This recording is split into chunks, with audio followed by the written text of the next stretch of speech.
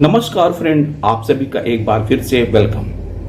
Friends, 12th bipartite settlement 9 joint note 8 मार्च 2024 को sign हुआ और उसमें कुछ ऐसे मुद्दे रह गए जो चार्टर ऑफ डिमांड में था, जिस पर पूरा डिस्कशन नहीं हो पाया और रेजिडुअल इश्यूज बने कि इसे जल्द से जल्द हम एमिकेबल सेटलमेंट करेंगे आईबीए के साथ डिस्कस करके।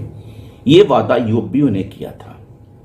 उसमें जो प्रमुख था वो improvement in PLI scheme,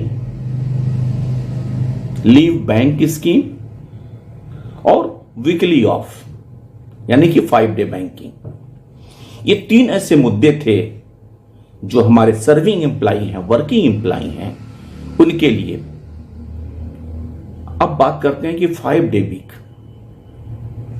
5 day week का अपडेट यही है कि मिनिस्ट्री ऑफ फिनांस डीएफएस को आईबीए द्वारा प्रपोज्ड सैटरडे ऑफ करने के लिए प्रपोजल गया। हालांकि चूंकि सेटलमेंट के पहले एसके बंदलिस यूओबीओ के कन्वीनर ने यह दावा किया था, ये वादा किया था कि जब तक 5 डे बैंकिंग सेटल नहीं होता है, अनाउंसमेंट नहीं होता है, हम किसी भी प्रकार का सेटलमेंट पे साइन नहीं करेंगे। हालांकि ऐसा नहीं हुआ और अब बंदली साहब का कोई स्टेटमेंट नहीं आ रहा है। लेकिन जो सेटलमेंट में लिखा गया है, class 11 weekly off in terms of understanding dated 7 December 23 reached between IBA and Officers Association for declaration of all Saturday as holidays under Negotiable Instrument Act for banking industry.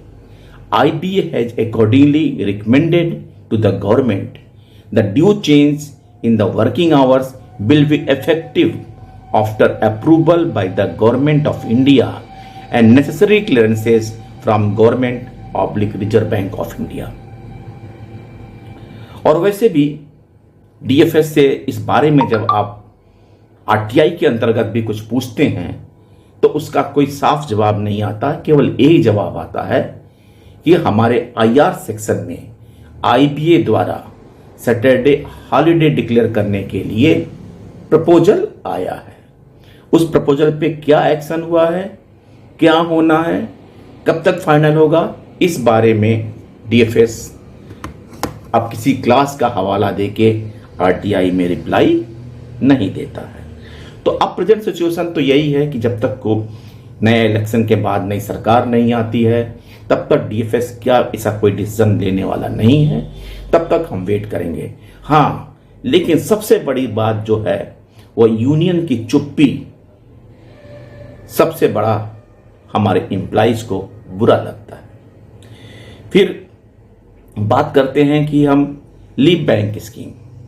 आपको याद होगा कि सेटलमेंट के पहले सीएस वेंकटचलम साहब हर meeting में बड़े जोर जोर से कहते थे मैंने लीव बैंक स्कीम का लाने का सोचा है, ये कर दिया, वो कर दिया, लेकिन वो लीव बैंक पे साइन नहीं करा पाए हैं।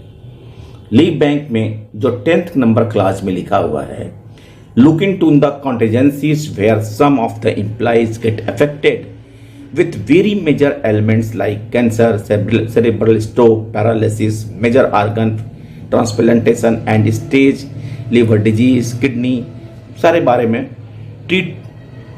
major extent where the hospitalization, treatment and convenience and the convalescence is the prolonged and wherein such cases employees are absent from office on medical grounds for prolonged periods and have exhausted all the leave to their credit and hence are under compulsion to seek grant of extraordinary leave without pay.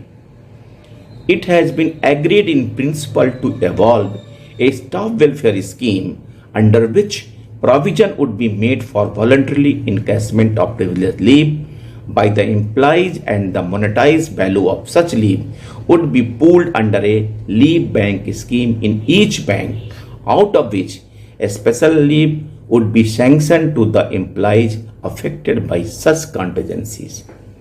बड़ा अच्छा scheme है, लेकिन लागू कब करेंगे? A proper scheme would be discussed and formulated by the IBA for implementation by the banks within 90 days. 8 मार्च को अगर bipartite settlement sign हुआ है तो 90 डेज के हिसाब से अगर आप भी कैलकुलेट करें, मेरे हिसाब से 8 जून होता है। क्या ऐसा लगता है कि यूनियन इज सो सिंसियर कि 8 जून तक लीव बैंक स्कीम का जो फाइनल फॉर्मुलेशन है, जो फाइनल स्कीम है, वो लॉन्च हो जाएगा? देखिए, वेट करते हैं। लेकिन जैसा कि 8 मार्च के बाद केवल 18 अप्रैल को एक डिस्कशन हुआ था एक्स ग्रेसिया के बारे में, उसके बाद से कोई मीटिंग या डिस्कशन ना डेट आया है ना हुआ है। जून में क्या होता है अभी हम वेट करते हैं। और तीसरा मुद्दा जो मैंने बताया था कि इंप्रूवमेंट इन पीएलआई स्कीम, और उसमें ये चर्चा था कि जब सारे बैंकों के फाइनेंशियल रिजल्ट डिक्लेयर हो जाएंगे फिर हम डिस्कशन करके इंप्रूवमेंट इन पीएलआई के बारे में बात थी। और मेरे ख्याल से सारे बैंकों का रिजल्ट आने के बाद ये भी सर्टेन हो गया है, कंफर्म हो गया है कि कौन सी बैंक कितने डेज का पीएलआई अप्रूव कर रही है as per existing policy of the scheme. लेकिन नेक्स्ट मीटिंग में ये कब तक डिसाइड होगा कि इंप्रूवमेंट इन पीएलआई का क्या कोई न्यू फार्मूला, इवॉल्व फार्मूला आएगा जिससे कि हमारे एम्प्लॉइज को बेनिफिट होगा। इसीलिए और पब्लिक सेक्टर बैंक में किसी तरह का किसी बैंकों ने पीएलआई के बारे में कोई पेमेंट नहीं किया है। हालांकि ग्रामीण बैंक्स पीएलआई को अपने यहां क्रेडिट इफेक्ट कर रही हैं अपने स्टाफ को, लेकिन पब्लिक सेक्टर बैंक में इस बारे में सारे बैंक अभी चुप्पी साधे हुए हैं। और यूनियन ऑलवेज चुप्पी साधे रहती है, उनका कुछ नहीं इस बारे में स्टेटमेंट आ रहा है कि हम नेक्स्ट मीटिंग करेंगे, पीएलआई के बारे में क्या बात है, कब तक इसका पेमेंट होने की संभावना बन रही है। ये 3 मुद्दे जो हैं, और प्लान लीव बैंक में तो 90 डेज का एक बार भी लिखा है, वैसे भी जनरली जो रेजिडुअल इशू हैं उनको 180 डेज मैक्सिमम में रिजॉल्व करने के लिए बात थी। लेकिन अभी तो कोई आसार नजर नहीं आ रहे हैं।